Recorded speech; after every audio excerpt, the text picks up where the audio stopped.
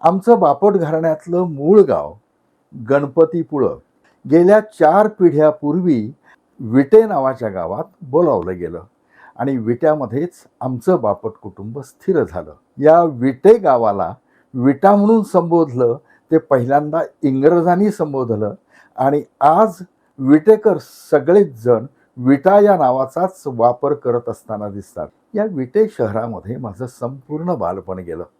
म्हणजे अगदी जन्मल्यापासून ते थेट 11वी SSC होईपर्यंत ह्या सगळा काळ हा माझा विटे शहरामध्ये विटे गावामध्ये गेला. तर रसिक हो, माझ्या शाळेच्या या आठवणी आपण निश्चितपणे पहा, अवश्य बघा.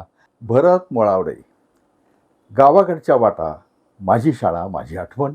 माझ्या गावाकडच्या शाळेबद्दल आपल्याशी काही संवाद साधण्याचा प्रयत्न करणार आहे आणि तो आपल्याला नक्की आवडेल याची मला खात्री आहे.